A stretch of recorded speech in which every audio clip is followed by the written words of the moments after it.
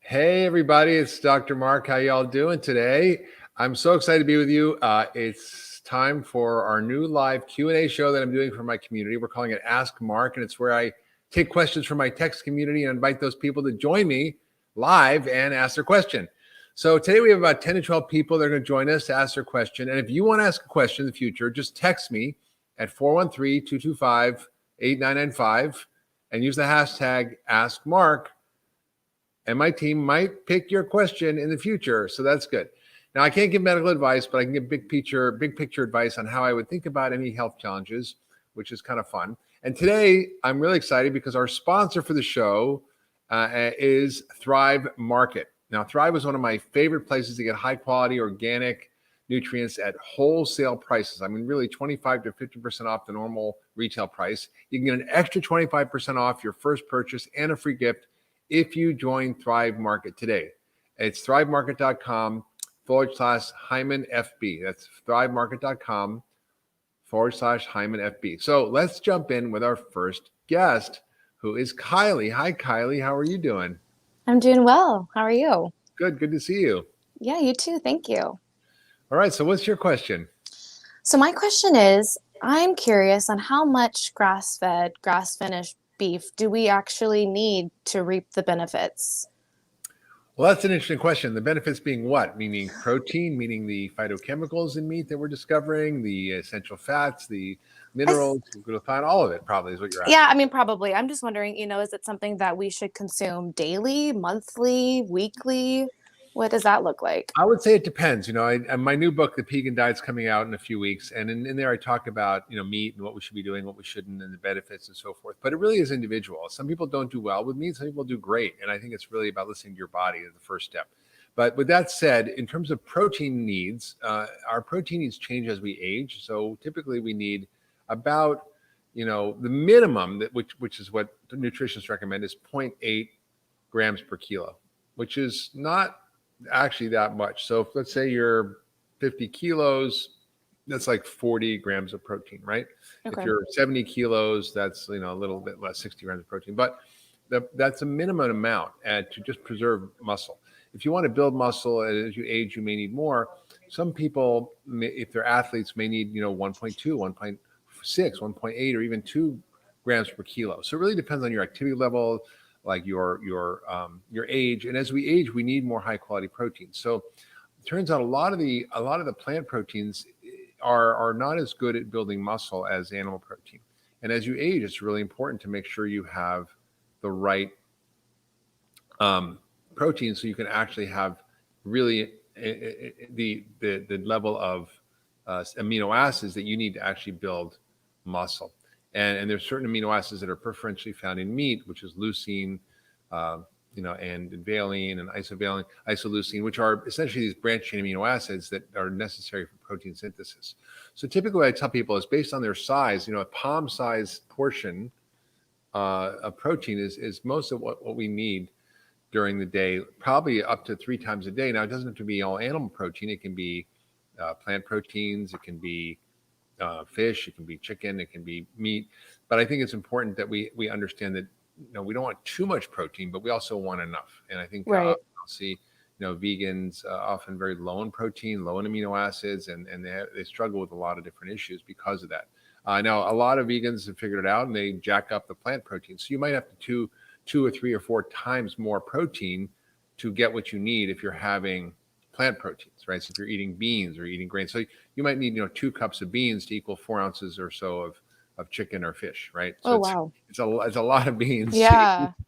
And again, as we age, we need more. Now, there's interesting things about grass finished beef, which we're learning about, and of course there's better profiles in terms of fatty acids. There's more omega-3s, less omega-6s. How much does that make a difference clinically? I don't know. There's higher levels of something called CLA, which is very important. It's conjugated linoleic acid, which is a very important fat that has properties around anti-cancer, also helps with metabolism, diabetes, and that's preferentially found in, for example, grass-fed meat and also dairy. And then there's also other nutrients that are higher levels, certain antioxidants like catalase and glutathione peroxidase and other things that are in the meat that are naturally found in grass-fed meat, much higher levels, and also higher levels of vitamins and minerals.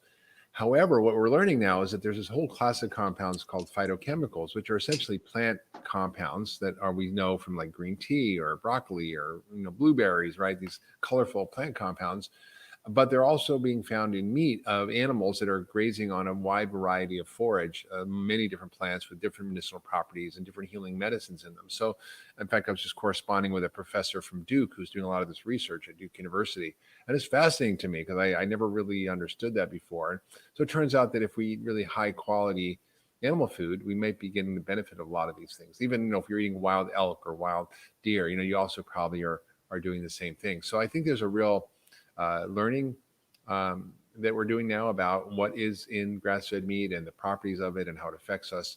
I mentioned before in other podcasts, I think that there's some interesting research, for example, around the different quality of meat. So if you're eating feedlot meat versus, let's say, in Australia, they look at kangaroo meat because they have a lot of kangaroos and they harvest those. And so they found that if you eat the same amount of meat from kangaroo or feedlot, the effects on the body are totally different. Yeah. So if you're eating feedlot meat, you're driving up inflammation in your body. If you're eating the kangaroo meat, ounce for ounce, inflammation goes down, which is pretty amazing when you think about it, right? Right. So I think it's really speaks to this whole idea of what I've written about in my book, The Pegan Diet, which is that food is medicine, that not all food is the same. If meat isn't meat. This is like broccoli isn't broccoli. Like it's really about where it came from, how it was grown, how it was raised, what was the soil like, what were the conditions like, and all that plays a role in affecting the quality of the ingredients and the amount of medicine in the food. So I think we're kind of at this interesting point, but the bottom line is I don't think you need to eat meat every day. I don't think you have to have it every meal, obviously. But on the other hand, I just talked to someone the other day who was a carnivore who addressed all their autoimmune issues by just eating only meat. I think that's a bit extreme, Wow. and I don't think it's a long-term strategy. But essentially, cutting out all that stuff can make a big difference. So I think to answer your question, I would say think about getting a palm-sized piece of protein every day. Okay. At every meal, if you can. It can be tofu, tempeh, nuts, seeds, animal protein, but it really is important particularly as we age. Well, thank you so much for clearing that up. Of course. And we have another question coming from Jamie. Are there? Oh. Hi. Hi. How's it going, Jake? Oh, you're Jessica. You're not yeah, Jamie. that's why I was confused for 1 second. Oh, sorry. Okay, I think they gave me a different name as the next question, but I got it. Okay. That's okay. I'm a huge fan, so I'm really excited to be on with you, and really excited for the Pegan diet. So my question is that my husband has been on a low FODMAP diet for his IBS symptoms, which we kind of figured out, less than a year ago. And he's seen really, really great improvements just cutting out the FODMAPs and gluten and dairy for a while. And we're wondering if it's possible if his gut bacteria will eventually be able to accept some of those FODMAP foods that he's been extremely sensitive to for a long time. Yeah. So, my approach in functional medicine is to always address the root cause. And often people say, well, you're sensitive to this, you should eliminate it. But my question is more, why are you so sensitive in the first place? Right. What has created disturbance that has led to the sensitivities? So in your husband's case, and in your case, what happens is that there's overgrowth of bacteria in the small intestine, which really shouldn't be happening. It migrates up from the large intestine. That causes all sorts of inflammation in the body. That creates a lot of bloating and distension. You've got these bugs fermenting all the food you're eating. You feel like you have a food baby afterwards. You probably know what I'm talking about if you have that. And it's very annoying and it's uncomfortable and it's kind of miserable. And the question is, why is it happening, right? So some people, I've seen some people having neurologic issues with their gut because of tick infections, right? Like Lyme disease, right? That could be a cause of it, and you need to get rid of that. Or it could be just because maybe there's been some stresses or insults or antibiotics over time, and that's why. So it's really about finding out why and then resetting the system. So, my approach is generally to make people more resilient, not more restrictive, right? How do you do that? Well, you first have to repair the gut. You obviously have to eliminate the foods that are triggering it. You have to get rid of the bad bugs in there. You might need antibiotics or antifungals. You might need herbs to clear it out. Then you need a repair program to rebuild the gut and prevent a leaky gut. So it's really a stepwise process that we use in functional medicine to unpack what's going on for each individual, and everybody's really different. So it's really important for us to sort of think about, how do we get back to balance, and that's really what functional medicine is about, rather than saying, oh, I'm going to be off of these foods forever. It's like, what do I really need to do to reset my system? And again, if your husband has SIBO, sometimes just one treatment and clearing it out can help. He might really is having struggles. I don't know if he's taken a breath test, if he looks and see if he has bacterial overgrowth, if he's got methane or hydrogen, but that can be really helpful, because if he's got, for example, a lot of methane, he might need a very different treatment than if he had a lot of hydrogen in there with herbs or different medication, or if he had a lot of fungal overgrowth. So there are many ways to sort of figure out, maybe he's got fructose intolerance or other issues that people aren't diagnosing. So maybe he has histamine intolerance that's causing this. So we sort of go down the rabbit hole of figuring out what are the factors that are causing this for people, and then we sort of slowly address each one systematically, and often people can then go back to living a pretty normal life. Okay, cool. Yeah. Great. Was that helpful? Thank you. Very helpful. Thanks. Good. All right, I think now we might have Jamie. Hi, how are you? Hi, how are you? I'm good, thank you. Good. So I have a question.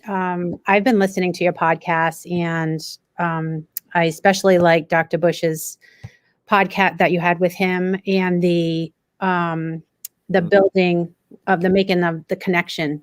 And so I fully agree with what he shared. And I'm also doing research on how I could possibly take supplements to help with detoxing the metals in my body. We eat pretty cleanly. And I know that you said that that's a big part of it, but I was also wondering if there were any safe supplements that could be taken. Well, I think I heard the question is freezing a little bit, but I think she wants to know how we can detox from heavy metals. And yeah. Yeah. So can you hear me?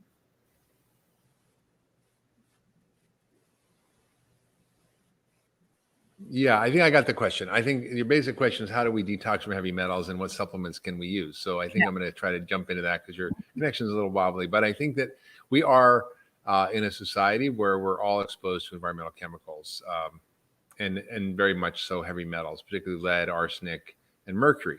And I personally have had mercury poisoning, so I know a lot about it, and I know a lot of how to deal with it, unfortunately. And I've treated tens of thousands of patients with heavy metals. And I think there's a couple of things to think about. It's really got to be a 4-step process. First is identify and remove the source, right? So one, you just want to make sure you're getting rid of all the big fish that you're eating. You want to make sure if you have dental fillings, they're not mercury fillings, and get rid of those if safely, if you have them.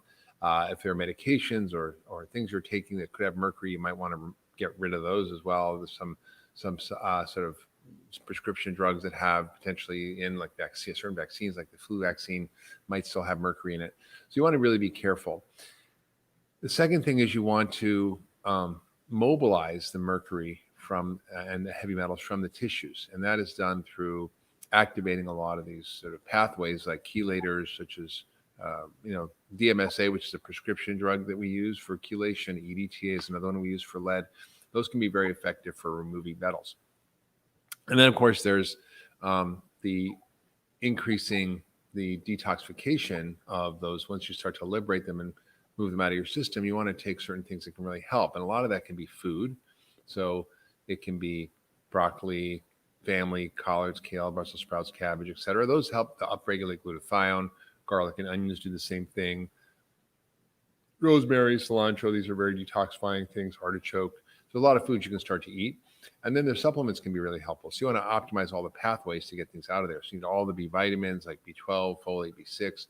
You definitely need the things that help boost glutathione, like N-acetylcysteine and lipoic acid. Very, very important to help boost glutathione. Sometimes other liver support herbs, things like turmeric and ginger and milk thistle can be very helpful. And then you want to increase circulation. So you want to make sure you're sweating and pooping and peeing and moving things through, so that you can eliminate everything. And I think it's important to use binders. So we'll use silica, you'll use different kinds of alginates and things to help bind the metals in the gut, so you don't completely reabsorb them and get that are circulating around and around in your system. So it's really important to identify the source, to get rid of it, to help to mobilize it from the tissues, to increase the circulation, to get moving out of your system, to upregulate all the detox pathways, and then sort of to eliminate it from your system. So you want plenty of fiber, and you want to be pooping and peeing. So saunas are great, fiber is great, and these other supplements that can really help mobilize. And there's a lot of research on how these work, and I find them extremely effective. So we use a lot of glutathione, or N-acetylcysteine, lipoic acid, vitamin C, detox herbs, binders like silica or alginates. These are all the things we will tend to use as we get people to get their metal levels down. But it's important to make sure you do it properly and safely. Otherwise, you can make people pretty sick. Okay. Thank you so much. Did that answer your question? All right. I think we have Matt. Hi, Matt. Hey, How are Dr. you? Hyman, how's it going? Good. How are you doing? Just fine. I'm very much looking forward to February 23rd here. Got the book pre-ordered. My Oh, wife, thank you so much. my mom does too, actually. So yeah, the whole family's getting Great. on it. No, fantastic. Also thank you so looking, much for the support. yeah, looking forward to the webinar too coming up about the COVID vaccine. I did get the email about that. That looks very Yeah. well. Yeah. My So my what's your question question? was about allergies. I'm undergoing allergy shot a process of allergy shots right now, and I was wondering what the view from a functional medicine perspective would be for the treatment of allergies, and your thoughts on allergy shots. Yeah. So there's, allergy is a big topic. So it's essentially there's a fair bit of research on why we develop allergies. If you look at most developing countries, they don't have any allergies or autoimmune diseases. They just don't. They don't have eczema, asthma, allergies, hives, all that stuff, autoimmune diseases. And it turns out that we've lived and grown up in such a sterilized environment that our immune systems are a little confused and start attacking things. So we either overreact to things outside of us, that's an allergy, or we overreact to things inside of us, our own tissue, that's called an autoimmune disease. And when we look at the reasons for it, people grew up on farms or grew up, in rural areas are less likely to, for example, have allergies. Why? Because they're interacting with the dirt and their immune system's kind of getting educated. But when we put people in a bubble, and we pretty much live in a bubble right now, we live in, sterilized environments, and we're washing our hands all the time, and, we're like paranoid about germs. It turns out the germs help us to educate our immune system to be less reactive to things, right? So what's happened is when you develop allergies, you've gotten a real disturbance in your body's own ability to sort of recognize what's friend and foe. Like, why should you be reacting to dust or to mold or to a cat or to pollen or to eggs or whatever it is? And it turns out, and this is my experience, I don't know how much research there really is on this, but a lot of my patients who have environmental allergies, when we fix their gut and we address the food sensitivities and heal their leaky gut, a lot of their allergies just go away or get better. And so my approach would be to really focus on that, as opposed to just the traditional method is just sort of suppressing your immune system with antihistamines or taking allergy shots, which sort of help to reduce the effect. And they can be helpful. I'm not against them, but it sort of misses the boat of like, why are you having allergies in the first place, right? What is going on here, and how do we get to that root cause? So, from a functional medicine perspective, I would look at your stool test. I would look at food sensitivities. I look at gluten. I look at dairy. I look at eggs. I look at the common triggers that people have: corn, soy, and some even nuts and seeds people react to. So I really look very carefully at what they're eating. I fix their gut. I would do an elimination diet, and I think I would provide certain supplements that can be really helpful, like quercetin and other things that can really help to calm things down. There also is a really sounds like a wacky treatment, but there's a lot of scientific research going on in this right now. And there's a wonderful book about this topic called the epidemic of absence, or another one's called missing microbes. And it's about how we have really killed a lot of the good bugs in our gut through C-sections, antibiotics, through chronic stress, through poor diet, through lack of good foods like that feed the bacteria, like the fibers. So we have this situation where, we are really in a lack of the good guys in our gut. And so this really drives so much of the inflammation throughout the body, and healing the microbes and healing the gut can make a huge difference for people in terms of their allergies. So I think, getting the gut fixed and figuring out all these other pieces, the food sensitivities, can really just calm things down. And one of the things that's done to sort of help reset the gut is using worm therapy. And this is they talk about in this book, The Epidemic of Absence. And there's different kinds of worms, but the idea is that historically we had all these things we used to be in contact with, and our immune system was sort of managing it all.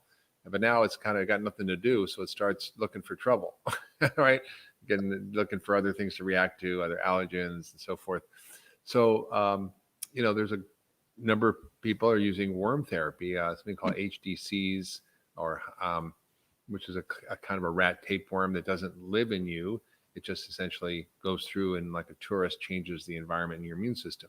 But that can be a very effective therapy for people with allergies. And I've seen dramatic results in my patients using it in very select patients who have really bad allergies.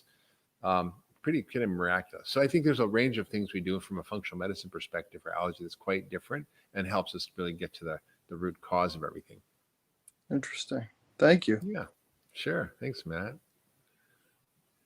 Okay, I think we got Stacy. Hi, Stacy. Hi there. Thanks for having me on. So my questions are primarily around metabolic flexibility and kind of three prongs. Like, I was hoping you could help me understand more what exactly it is and how to identify metabolic flexibility, in myself, and finally how to enhance it. Oh, shoot. Great question. So what do you mean by metabolic flexibility? Because I have a certain idea about that. So what do you just mean by metabolic flexibility? what the body's using for energy. Is it using carbohydrates? Is it using fat? Like, how do you maximize kind of the fat burning capacity in the body? Okay, that's a little bit different question than I thought you were going to ask, but Okay. I would think more about metabolic resilience. And Okay. metabolic flexibility means, can you adapt to eating carbohydrates or to fats, and how do you do that? That's more of a sort of a keto strategy, because it takes about 3 weeks to adapt to get your body to burn on fat preferentially. So there's a bit of an adaptation process, and that's when people switch to keto, that's what they have to go through, and then you have to. It takes 2 or 3 weeks, and they have to make sure they take plenty of fluids and electrolytes and magnesium, and make sure they don't get what they call the keto flu, which is when you start to switch over and you're not actually replenishing some of the things that you might be losing, because as you stop the sugar and starch and you increase the fat, the insulin levels drop dramatically. And when insulin levels drop, what happens is you just dump a ton of fluid. So a lot of insulin creates a lot of fluid retention, a lot of inflammation. That inflammation, that fluid retention goes, and guess what? All the water dumps out. So people hear, oh, you lost water weight. Yeah, that's true. And that happens initially, but that's a good thing. And that's sort of one aspect of metabolic flexibility. But what I like to think about is what I call metabolic resilience, right? So metabolic resilience would be someone who's super fit and healthy, and if they have a bowl of ice cream or a piece of cake, it doesn't have any adverse effects. They're able to manage their blood sugar. They don't get adverse hormonal effects. Their appetite doesn't get wiggy. They don't get addicted. They're able to sort of function in a range of flexibility. Health is really about flexibility. It's really about resilience. It's really about, we call metabolic degrees of freedom. And I think what many of us is in a restricted metabolic state. We are metabolically unhealthy. And 88% of Americans, it turns out, are unhealthy metabolically. That's almost 9 out of 10 of us have poor metabolic health. Some obviously worse than others. And even thin people who think, oh, I'm thin, I'm not gaining weight because I'm eating crap and I'm eating sugar and soda, but I'm not gaining weight. Well, some people don't gain weight for various reasons, genetics, but they also can still have the same adverse effects inside their body as if they were diabetic. So they look like they're skinny on the outside, fat on the inside. We call that skinny fat, or tofu, thin on the outside, fat on the inside. As opposed to tofu, right? And I think that we need to sort of understand that for those people who have poor metabolic flexibility, they need a period of more restricted eating in order to reset their metabolism. So if you are a diabetic, you just kind of look at a cookie and your blood sugar spikes and your insulin spikes and you get all this sort of hormone. It's like Pavlov's dog, where they just ring the bell and the dog salivates. Well, it's the same way when we think of food, right? If we think of food, we can anticipate food. We think about a bagel or cake. And if we have a problem with our metabolic flexibility or our resilience, we will tend to spike hormones like insulin Mhm, will spike even mhm. before we eat. So it's kind of bad news for people. So the idea is, how do you become more insulin sensitive? How do you become more metabolically flexible, resilient? Mhm. And the key is to, if you are sort of on the spectrum of poor metabolic health, which I said is about 9 out of 10 Americans, is to do a reset until you really regain your metabolic health. And that can be 6 weeks, it can be 3 months, it can be a year, depending, or longer, depending on, if you start out at 400 pounds or you start out at 5 Mhm. pounds overweight, there's a Mhm. big difference, right? Mhm. Mhm. So I think that getting people to sort of hit the reset button is a Mhm. really good idea. And that's why I've created something called the 10-day reset, which is a simple diet program that eliminates all the inflammatory foods. It is very low in starch and sugar, that upregulates all the pathways for detoxification, that's designed to feed your microbiome properly. So all these things can make profound effects on actually getting your system to be more metabolically flexible, to Mhm. repair a lot of the pathways that are damaged, for hormonal pathways and Mhm. neurotransmitter pathways, and metabolic fat burning, carb burning pathways. So I think so that's really important to think about doing that kind of thing. The other thing is really can help is in terms of metabolic flexibility and freedom is exercise. And two kinds of exercise play a big role. One is strength training, and the other is cardio training, right? And Mhm. interval training particularly. So if you do wind sprints or we call high intensity interval training, Mhm. that trains your cells to actually run faster. So in other words, Mhm. you will burn more, if exercising less time, you will burn far more calories throughout the day, because the effects of this revving up your metabolism. So interesting. And so you can do these, like short sprints, basically, Mhm. 30 seconds, a minute, as fast as you can, Mhm. maybe 3 minutes walking slow, do it again, do that for half an hour. You can do it on a bike. You can do it on I ride my bike and go up the hills, and I sprint up the hills, and I get my interval training. Mhm. But when you do that, it just speeds up everything. The second thing is Mhm. muscle building, because Mhm. muscle is mitochondria, and those are your energy factories. So it's really Mhm. important to build muscle. Mhm. So to sort of answer your question, most of us have not a lot of metabolic flexibility, and most of us need to do some kind of reset to sort of Mhm. get there. And it can be 10 days, 6 weeks, 3 months, Mhm. depending on where you are. And then once you are, adding in exercise can really help you maintain metabolic flexibility. So Mhm. I'm sort of noticed over my life, when I'm sort of more attentive to sort of the diet and the exercise, I pretty much have no problems. I can eat anything, and I'm usually, my metabolism's stable. I don't have Mhm. swings all over the place, where I used to. So Mhm. I think it's really about understanding how your body works, and it's really why people should try a 10-day reset diet, and they can go to Mhm. getpharmacy.com with an F, GET, pharmacy with an F.com, Mhm. and learn more about it, because it's one of those things where if you've never tried it, you don't actually know how bad you're feeling until you start feeling good. So I think Right. people that, oh, this is my normal. I just had a little kid who was having all these issues. He was constantly having colds. He had headaches. He had stomach aches. He had irritable bowel. He was tired all the time. He was just kind of a mess. And you know, um, within a few months, he's like just getting his diet clear, eliminating his diet, fixing his nutritional Mhm. status. He's not been sick at all. He's Mhm. feeling great, no headaches, stomach aches, has energy. So it's really quite striking to see, what happens when you start to shift people out of their diet. Mhm. That's great. Thank you so much. You really answered my question and then some. So I appreciate that. Yeah, cool. Of course. Oh, thank you.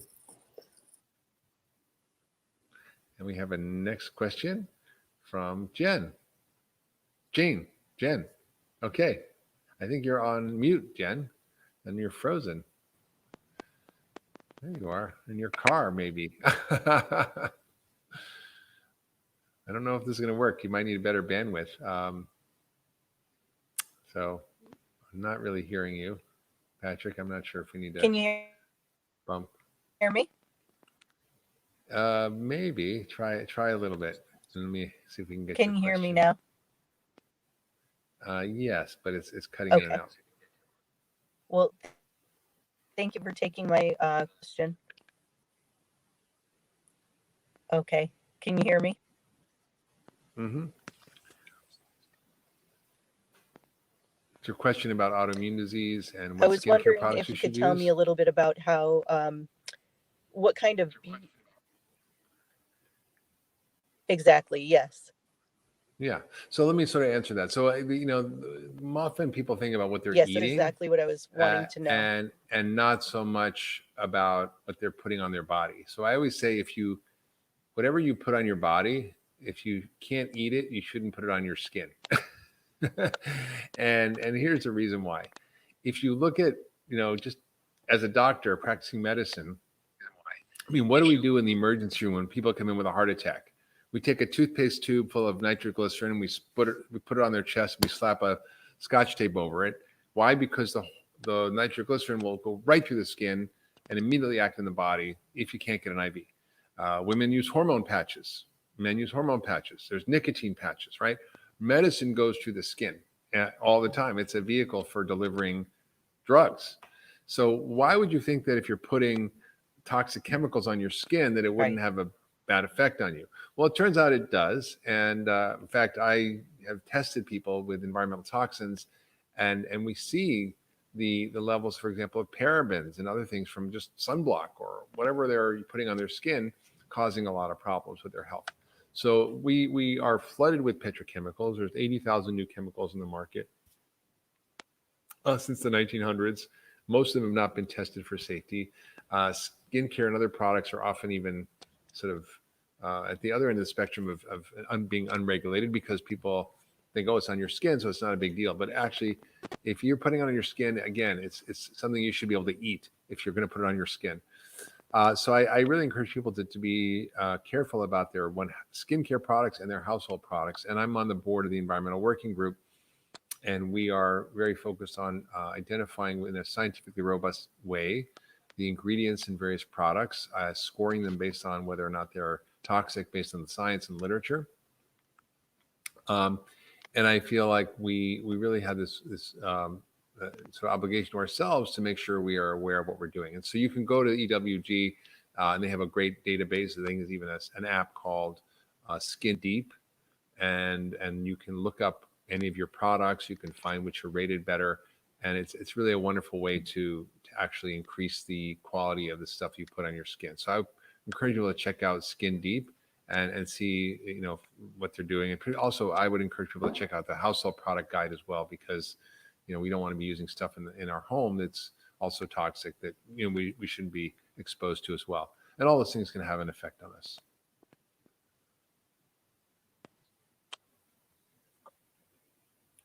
That's great information. Thank you. Yeah, of course. All right. I think our next question is from maybe Jane. Let's see. Jane. Good. All right, Jane. Hi, Wonderful. Dr. Mark. Hi, how are you? I'm great. How are you? Good. Good. It's so nice to meet you, and I'm a huge follower and a big fan. Oh, thank you. And thank you for leading the way and educating people on really how to regain health and happiness in their lives. And I too am a huge proponent of food as medicine.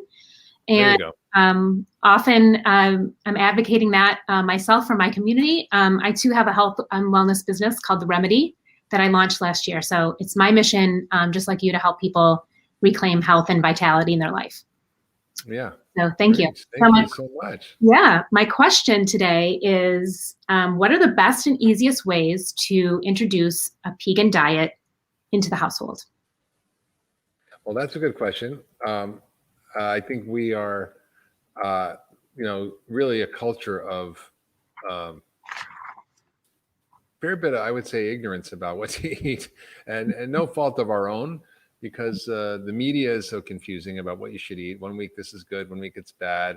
Doctors aren't any better. Nutritionists learn often from the Academy of Nutrition Dietetics, which is really run by the food industry.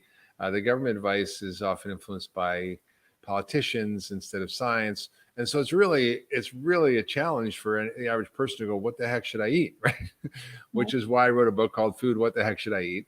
And my new book, The Pegan Diet, is coming out very shortly, which essentially is about a simplified version of practical principles and a guide to what to eat. So, depending on if you have a family, you can gamify it a little bit, and you can say, well, let's go through here and find out what's in our kitchen that we shouldn't be eating, stuff that's not food. Let's go on a treasure hunt for bad ingredients, And so you start to look at labels, you look at what's in everything. If you find any preservatives, additives, hormones, colors, if you find, you know, things that are preservatives like butylated hydroxytoluene or, you know, azodicarbonamide or weird things like maltodextrin, like maybe I shouldn't be eating that, right? So you start to sort of get a big black garbage bag and dump everything in. And then you sort of like, let's go find in a treasure hunt what else we can find that is a suitable substitute or replacement. So you're getting a salad dressing that's full of high fructose corn syrup and refined oils and you know, preservatives and gums and fillers and additives that cause inflammation in the body. Or maybe you're going to Thrive Market and you're finding at very great discount great products with ingredients that are clean that you recognize and can pronounce. So I think it's sort of doing a kitchen and a fridge biopsy and a pantry biopsy and seeing what's in there, and then getting rid of the stuff that's not health promoting. You know, why would you do it? I mean, you wouldn't have, for example, you had little kids around, you wouldn't have a cabinet full of dangerous drugs around that they could get into and take, right? But when you look at the effect of diet, I mean, it kills more people than any medication or smoking or anything else. It's 11 million people here around the world just from not eating a good diet, and that's I think it's an underestimate. So I think just making it fun is really important. If you have family and kids, I would take them shopping. I would get them in the kitchen, cooking with you, making fun stuff, making recipes, getting them to be sous chefs. I think getting people excited about food and then making really yummy stuff together. Because when people actually get to taste what's really good, they're going to go, wow, this is way better than that stuff that comes in a box, a package, or can. So I think for families, it can be challenging to shift, but if you can make it an adventure, I think people often take to it a lot more. And then I think, again, finding really yummy things that go, like I had dinner the other night with a bunch of friends here. Nobody knew it was sugar-free, gluten-free, dairy-free, grain-free, bean. I'd be like, this is just good food, right? We just had this incredible fish that I made with Thai basil and lemon. We had beets with dill and parsley and cilantro. We had an incredible salad that was made from the farmer's market with avocado and kohlrabi, little crunchy things, and watermelon radishes and tomatoes, and Sounds amazing. I think we had something else too that was really good. Yeah, I had mushrooms. So I think just make it yummy, and then people will want to eat it. And I think the principles of the Pegan diet are really designed to be guidelines, right? They're not to be extreme rules. They're just meant to guide you. And so if you're going to eat any ingredient, you should always focus on a couple things. And this could be educating your family. It's like a treasure hunt for the medicine in food. Like what does this food do to us? How does it affect our bodies? What are the medicinal properties of it? What are the phytochemicals in there? What are the good fats and what do they do to ourselves? Are there prebiotic fibers in there that help fertilize the good bugs in our guts? You can kind of make it fun and interesting. And when I go shopping, I literally go to the grocery store. I think of it as my pharmacy with an F, because I literally see, because I know all about the foods. I go, I know this food contains this, and I'm going to eat this because of that. And I'm going to have the polysaccharides that are in these mushrooms that are good for my immune system because it's COVID, or I'm going to have this kohlrabi because I know it's good for my detoxification, will help get rid of the heavy metals in my system, or so I kind of do that in my head. But I think having a real understanding that within each food that you're eating, the quality is the most important. That if you focus on what to eat, you don't have to focus on how much you're eating. People focus on quantity and calories, and it's a mistake. We should be focusing on information and the quality of our food. And so in the book, The Pegan Diet, I go through, in terms of vegetables, fruit, nuts, seeds, beans, grains, meat, whatever, egg, what is the best quality in each category, and how do we find those foods, and how do we cook them, and how do we enjoy them?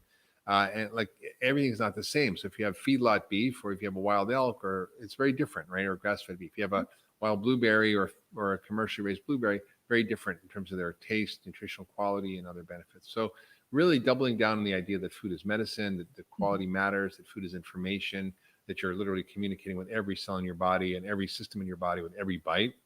That's the way to get people to start to think about it, because people don't connect the dots between how they feel and what they eat, and I think it's just so important for us to do that. Thank you so much. Of course. That really answered my question, and I can't wait to get the book.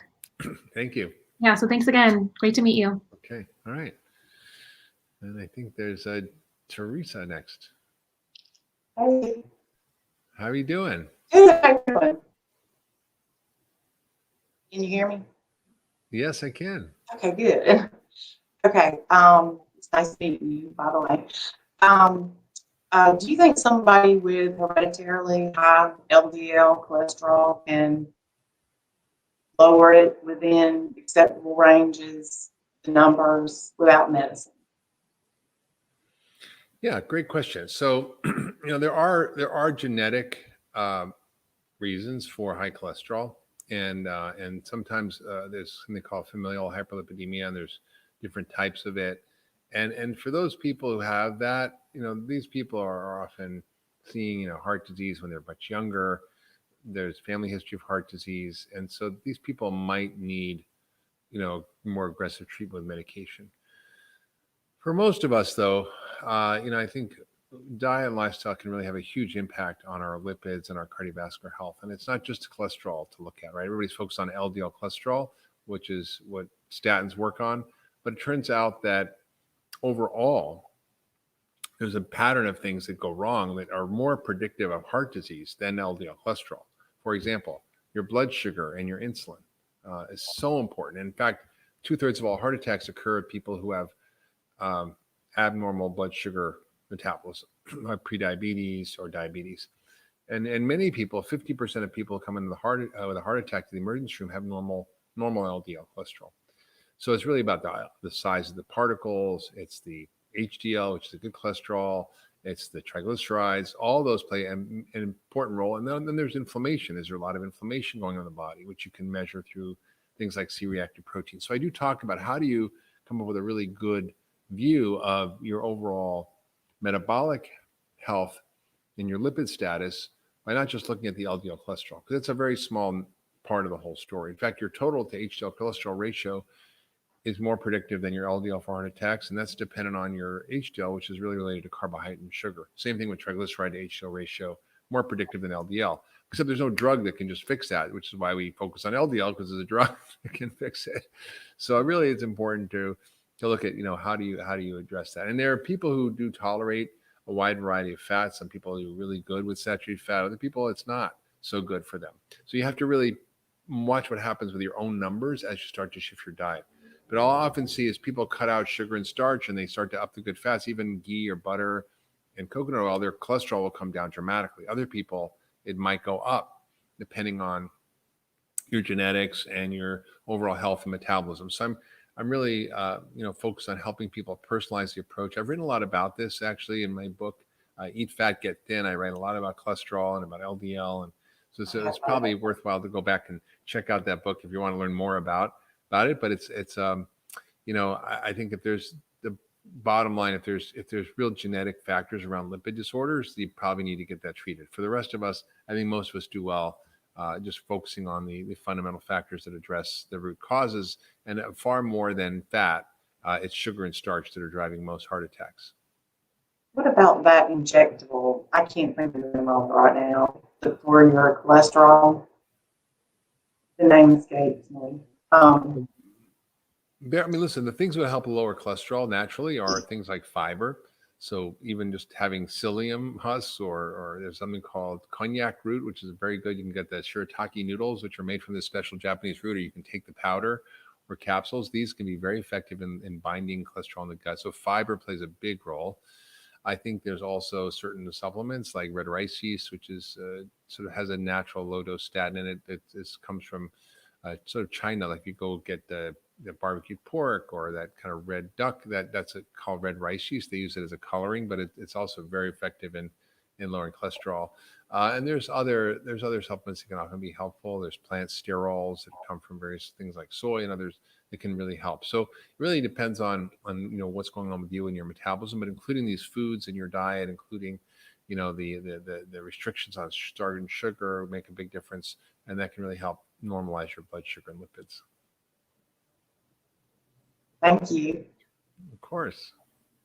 Well, thank you so much. I'm so glad we've had this chance today to be having another episode of Ask Dr. Mark. That's it for our show today. If you want to ask me a question in the future, you can text me at 413-225-8995. Use the hashtag AskMark, and my team might pick your question for one of our future calls. Also, I'm super excited that Thrive Market, our sponsor, was able to be part of our show today. They always provide the highest quality products at the lowest cost. It's sort of like, I don't know how to compare Costco meets Walmart meets Amazon meets Whole Foods.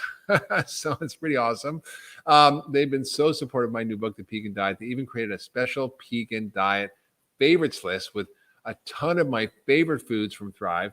Plus, they're offering my community an exclusive offer to get an extra 25% off your first purchase, plus a free gift when you join Thrive Market today. Just go to thrivemarket.com/HymanFB.